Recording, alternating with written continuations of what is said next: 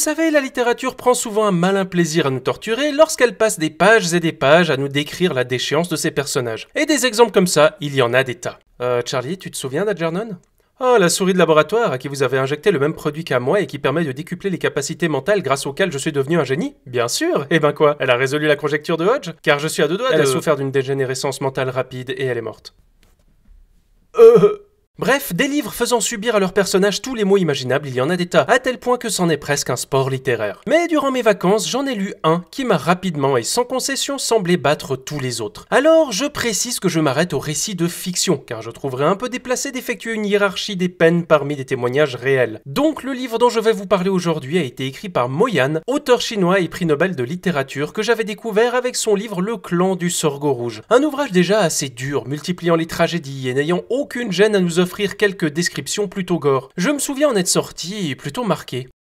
Qu'est-ce qui t'arrive ? Eh bien, ma dernière lecture m'a traumatisé. Tout ça, c'est de la faute de ce maudit Mo Yan. Peut-être que tu devrais tout simplement passer à autre chose en lisant un autre de ses livres. Tiens, celui-ci a un titre marrant et une femme qui sourit sur la couverture. Et si j'en crois le verso, c'est l'histoire d'un homme obsédé par les nénés. Je suis sûr que ça ne pourra pas être pire. C'est pire. Donc, Beaussin Bellefesse, c'est... Fesse. Oui, donc, Beaussin Bellefesse est un condensé de malheurs sur 900 pages rédigé par Mo Yan, sorti en 1996. Et si, comme je l'ai dit, beaucoup de livres racontent la chute de leur personnage, ici la chute du héros commence déjà avant sa naissance. En effet, le livre débute par un accouchement difficile pour la mère qui se déroule à peu près comme suit. Ok, vas-y, encore un effort et... Voilà. Oh, qu'il est beau. C'est un garçon. On devrait pas aller aider maman ? Elle appelle depuis 2 heures dans l'étable à côté et... Oh, qu'elle se débrouille celle-là. Elle en a déjà pondu 7, elle peut très bien s'en sortir avec le 8e. Et si c'est encore une fille, je la taille en pièces.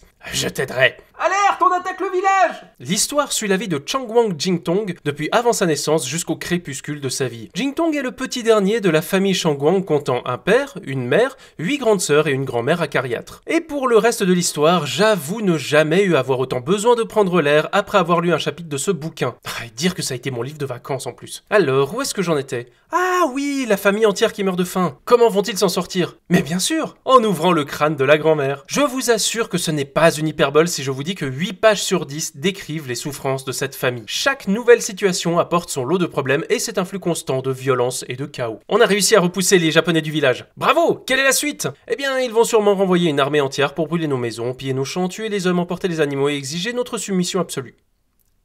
Mais on a réussi à les repousser. Ah, au fait, ta fille Lingdi qui était devenue folle et qui se prenait pour un oiseau, elle s'est jetée d'une falaise, désolé. Voilà, c'est comme ça pendant 900 pages. Mais pourquoi es-tu si dur, livre ? Eh bien, pour une raison assez simple, ma foi. L'histoire de cette famille n'est qu'un simple moyen de nous raconter l'histoire de Chine à hauteur d'une famille modeste. Il nous fait ainsi traverser toutes les crises du pays et ses transformations. Les nombreux personnages permettent ainsi d'exprimer différents points de vue sur ces événements, les espoirs déçus, les destins tragiques, etc. Louchi, j'ai une bonne et une mauvaise nouvelle. Commence par la mauvaise. On doit abandonner le village. Quoi ? Yep. Mais pourquoi ? Tu te souviens de nos champs pillés et nos animaux volés par les Japonais ? Ouais ? Ben les armées de Chiang Kai-shek pensent qu'on les leur a offerts, donc ils veulent nous tuer. Ok, et la bonne nouvelle ? La bonne nouvelle, c'est qu'on va pouvoir fuir en rejoignant la longue marche organisée par l'armée populaire de libération. Est-ce que c'est bien sûr ?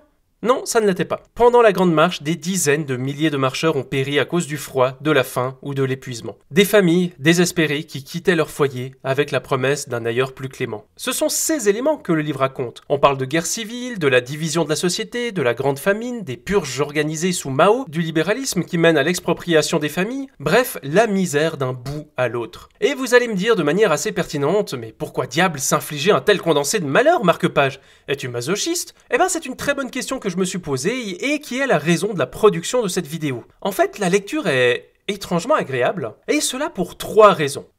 Oui, c'est un 3. D'abord, une raison stylistique. Je n'ai jamais vraiment l'impression que l'auteur en fait trop. Il évite les grandes figures de style et propose des descriptions assez directes et sèches de ces événements. En fait, l'horreur des situations se suffit à elle-même et l'auteur a le bon goût de ne pas chercher à les amplifier outre mesure. Cela fait que l'ensemble de l'ouvrage se lit assez aisément. Second point, aussi étonnant que cela puisse paraître, le livre est souvent drôle. Il parvient vraiment à mêler drame et humour. On a par exemple une démonstration de parachute qui produit un certain enthousiasme chez tout le monde. Puis, un personnage veut aussi voler et se jette simplement dans le vide. C'est si absurde que c'est drôle. Ou voilà encore un autre exemple. Nous sommes à un moment douloureux où de nombreux villageois sont décédés. Les hommes creusent les tombes quand soudain, l'odeur des cadavres attire les oiseaux. Les corbeaux étaient revenus. Sima Ting ramassa le gong et le maillet et, sans se soucier de la puanteur, courut devant la charrette. Hé, la volaille! Il frappa le gonde, bondissant et poussant des insultes en direction des cieux. Les corbeaux piquèrent par groupes séparés avec des croassements stridents. Simating se battait contre eux en agitant les bras. Les oiseaux lui piquaient le crâne. Lui les attaquait avec le gong et le maillet, faisant résonner de grands coups sourds. Bref, l'enterrement très solennel vire rapidement à la parodie. C'est drôle!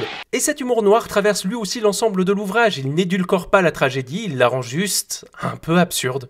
Et puisque nous parlons d'absurde, il faut qu'on parle du dernier point qui relativise toute cette horreur. Le point de vue du personnage principal, Shangwang Jintong. Pour vous dire pourquoi il s'agit du livre le plus dur que j'ai lu jusqu'à maintenant, je dois le comparer à American Psycho dont j'avais fait une vidéo il y a plusieurs générations de cela. American Psycho est violent, il est gore, mais il y a quelque chose de profondément artificiel dans sa démarche. On mêle ça à un tueur psychopathe en décalage avec le réel. Et quand je lis Bossin Bellefesse, c'est un peu le réel qu'on me décrit. L'histoire de la famille Shangwang, c'est l'histoire de la Chine. Une histoire racontée à travers le destin tragique de ses personnages. Et la bonne idée de l'ouvrage, c'est que le personnage principal est obsédé par la poitrine. Et c'est tout ce qui le préoccupe. Il suit donc tous ces événements avec un détachement assez hallucinant. Il ne sera jamais celui qui prendra l'initiative d'essayer d'améliorer les choses. Jintong, on aimerait te parler. On s'occupe de trouver de l'argent, de la nourriture, de travailler, d'entretenir la maison et d'éviter d'être dévoré par des compatriotes affamés et donc...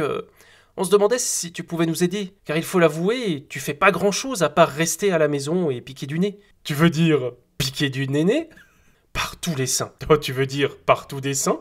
Bon, écoute-moi bien, tu as beau être mon frère, tu es un fardeau pour toute cette famille. Tu n'es qu'un sale égoïste, immature et crétin comme un gratin. En amont, t'es con. Tu veux dire téton? Voilà toute la particularité de ce livre. Jintong est constamment détaché du réel, mais il lui arrive parfois de se prendre ce réel de plein fouet et ne comptant que sur les autres pour s'en extraire. C'est un pur incapable. Il est encore plus l'idiot de Dostoïevski que l'idiot dans Dostoïevski. Du coup, le point de vue de Jintong en constant décalage avec la dureté du monde crée un relativisme un peu absurde. Et ça contribue à rendre tout ça assez rigolo. Ok, on m'a trouvé un travail qui va me permettre d'être enfin indépendant. Mais je ne peux plus mater les seins de ma voisine. Et si je retournais plutôt chez ma mère? Jintong, tu as bientôt la soixantaine, t'es plus un bichon.